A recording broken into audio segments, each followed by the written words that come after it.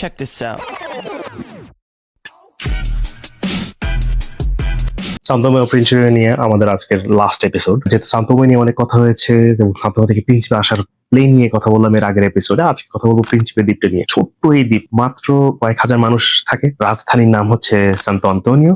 এটাকে বলা হয় যে পৃথিবীর সবচেয়ে ছোট রাজধানী। যদি এটা একটা দেশের রাজধানী না, এটা হচ্ছে একটা রাজ্যের রাজধানী। কিন্তু প্রিন্সিপেকে বলা হয় অটোনোমাস। এটা নিজস্ব একটা সরকার আছে, নিজস্ব একটা লোকসভা আছে। ইন্টারন্যাশনালি এটা শান্তময় প্রিন্সিপে এক দেশ হিসেবে, কিন্তু লোকালি এটা মোটামুটি আলাদাভাবে কাজ করে। অমন এই দেশ রাজ্য সরকার হবে, বেশ মজার হবে, কারণ এই মাত্র কয়েক হাজার মানুষ, তেমন কোনো কিছু নাই। পুরো দ্বীপে শুধু একটাই পুলিশ স্টেশন, যেটার দেখলাম কোনো আওয়াজ টাওয়াজ নাই। একটাই হাসপাতাল। যদি আমি একটু মজা করে একজনকে বললাম যে হাসপাতালটা তোমরা পাহাড়ের উপরে দিলা, বয়স্ক লোকজন আসবে কিভাবে? বলে কি না, গাড়ি টাড়ি আছে আসলে।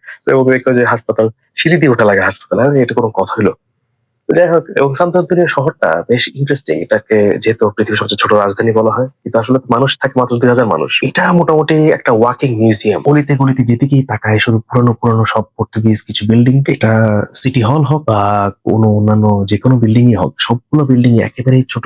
পুরনো পর্তুগিজ বিল্ডিং গুলো মনে হচ্ছে দুই চারটা লাথি দিলে মনে হয় এখন ভেঙে যাবে। এবং রাস্তাঘাট একেবারে খালি আছে। কিছু অসাধারণ ওয়াল আর্ট দেখলাম, একটার থেকে একটা ওয়াল আর্ট বেশ ইন্টারেস্টিং, বেশ সুন্দর। এরপর নেক্সট এই জিনিসটা আমার খুব ইন্টারেস্টিং লেগেছিল যে এখানে অ্যাজ ইউজুয়াল যেটা হয় যে পর্তুগিজ বা যে কোনো কলোনিয়াল টাউন গুলোতে একটা সেন্ট্রাল একটা বড় চার্চ থাকে। চার্চটা ছিল, চার্চের আশপাশে কিছু ছেলেপেলেরা মাঝখানে দেখলাম একটু ফুটবল খেলছে, আড্ডা দিচ্ছে, বা বেশি না। তো ওভারঅল পুরো শহরটাই আসলে একটা গ্রাম। শহরের মাঝখানেই মুরগির ডাক শোনা যায়, গরুর ডাক শোনা যায়, গরুর রাস্তায় দেখা যাচ্ছে, এবং মানুষ চাষবাস করছে এই শহরের মধ্যেই। কান্টমের মেইন দ্বীপের মতো প্রিন্সিপেতেও একটা বড় ভলক্যানিক পাথর আছে, যদিও আমি আনফরচুনেটলি খুব ক্লিয়ারলি দেখতে পারিনি। লাস্টের দিনে একটু কিছুটা দেখা গেছিল ভলক্যানিক পাহাড়টা, বাট কিছুটা দেখা যায়। তো এটাই প্রিন্সিপের সান্তো আন্তোনিও শহর। এখানে আসলে আর তেমন কিছুই করার নেই। ঘুরে ঘুরে দেখলাম, পুরো শহরটাই হেঁটে ফেললাম। এটা আসলে আমার এতই মজা লাগলো। একটা পুরো শহর হাঁটতে আমার লাগছে মনে হয় 1-2 ঘন্টা, 1 ঘন্টা লাগেনি, 1 ঘন্টা একটু বেশি। এর মধ্যে পুরোটা ঘুরে টুরে ফেললাম, বেশ মজাই লাগে। মানুষজন খুব ফ্রেন্ডলি, তারা খুব ইন্টারেস্টেড হয় এরকম একজন বিদেশি লোক থেকে আসছে। আসলে সান্টোমেতে এমনিতেই আসে খুব কম টুরিস্টের মধ্যে, প্রিন্সিপিতে আসা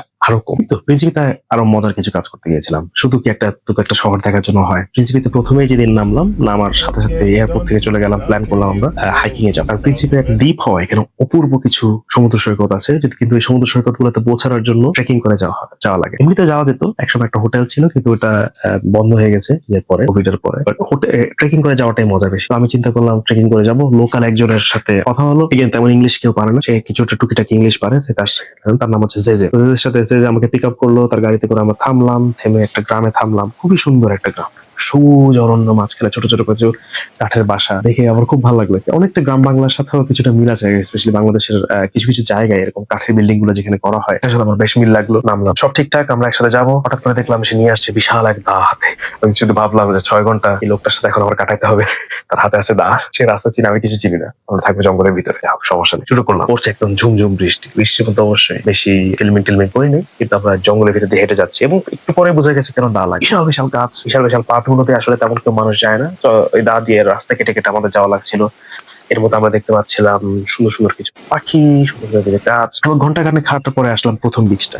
পূর্ব জঙ্গল থেকেই মানে একটা ইমাজিনারি একটা বর্ডারের মতো, এই পাশে জঙ্গল, এই পাশে সমুদ্র সৈকত। সমুদ্র সৈকতে গিয়ে কিছুক্ষণ বসলাম, কিছু হাঁটাহাঁটি করলাম। দেখলাম একটা ছোট লেগুন টাইপেরও আছে, ওখানে কিছু বাচ্চা কাচ্চা, 2জন বাচ্চাকে দেখলাম গোসল টোসল করছে লোকাল। একটু হাই হ্যালো করলাম, পরে আমরা হাঁটা শুরু করলাম আবার নেক্সট বিচের দিকে। আবার জঙ্গলের ভিতরে ঢুকলাম, আবার আধা ঘন্টা 40 মিনিট হেঁটে আসলাম আর একটা বিচে। আবার অপূর্ব সুন্দর পুরো বিচে আমরা 2জন ছাড়া আর কেউ নেই। ঘাটাঘাটি করতে করতে একটু পরে একজন সরকারি কর্মচারীর সাথে দেখা হলো। সে তার বাচ্চাদের নিয়ে আসছে, সে কাজ করছে, বাচ্চারা এখানে ঘুরে ঘুরে করছে। তারা কিছুক্ষণ নারিকেল কাটাকাটি করছে, এবং এটাই তার কাজ, মজার একটা কাজ। সে বিচের মধ্যে বিচে বিচে প্রতিদিন গিয়ে একটু ডেঞ্জারাস যে নারকেল গুলো থাকে সেগুলো সে কেটে কেটে ফেলে দেয়। এটাই তার, বেশ ইন্টারেস্টিং। যাই হোক, এবার হাঁটা শুরু করলাম। এবার আমাদের গন্তব্য ছিল একটা জায়গা যেটাকে বলা হয় ব্যানানা বিচ। ব্যানানা বিচ বলা হয় কারণ এটা দেখতে একটু কলার মতো, এবং উপর থেকে পাহাড় থেকে এটা দেখা যায়। এবং একটা জায়গা, পাহাড় থেকে যে জায়গাটাতে দেখা যায় সেখানে আসলে এক সময় একটা হোটেল ছিল। হোটেলের জায়গাটাতে গেলাম, হোটেলের জায়গাটা পর্যন্ত পৌঁছালাম। পৌঁছায় এই পুরানো হোটেলের যে আশপাশের যে যা দেখার, পুরানো হোটেলের যে বিল্ডিং গুলো দেখলাম, বেশ ভেঙে চুরে পড়ছে। কিছুটা একটা প্লান্টেশন এখনো আছে, যার কারণে এখনো কিছুটা কফি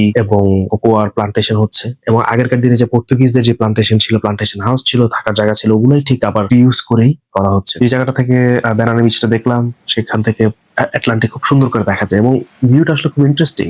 ওখান থেকে দেখা যায় যে কিভাবে জঙ্গল থেকে হঠাৎ করে একটা সমুদ্র সৈকত পেরিয়ে আসে। তারপর বেড়ানো বিচে অ্যাকচুয়ালি গেলাম, গিয়ে এখানে কিছুক্ষণ গোসল টোসল করলাম, রেস্ট করলাম, পানি টানি খেয়ে। এখানে একেবারেই কেউ নেই, তো এটা তৃতীয় বিচ। 3টা বিচ আমরা পাড়ি দিয়ে দিলাম, তো ফাইনালি একটু গোসল টোসল করলাম করে এবার হাঁটতেই যেতে যেতে দেখি যে হঠাৎ করে এখন একটা ধ্বংসস্তূপ, একটা গাড়ি পুরে পোড়া। জিজ্ঞেস করলাম এটা কত পুরানো, বলে কি 4-5 বছর আগে কোনো একটা টুরিস্টদের একটা গাড়ি, একটা একদম জঙ্গল রাস্তা, কিছু একটা কারণে আগুন লেগে গেছিল।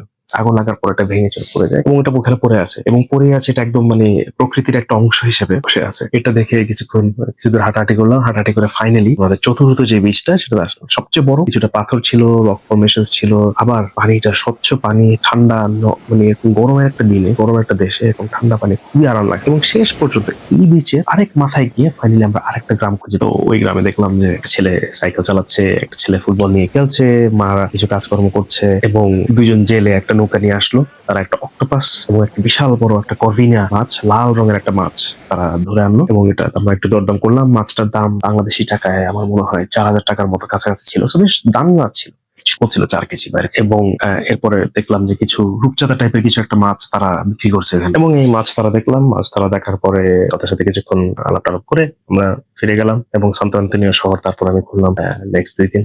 এরপরে আবার একটু বড় বেটার একটা ফ্লাইটে, এবার আফ্রিজেটের, যেটা প্রিন্সিপে থেকে সান্তোমে গেলাম, সান্তোমে থেকে তারপর চলে গেলাম আমার নেক্সট দেশের। দেখি কেউ গেস করতে পারে কিনা নেক্সট কোথায় ছিল।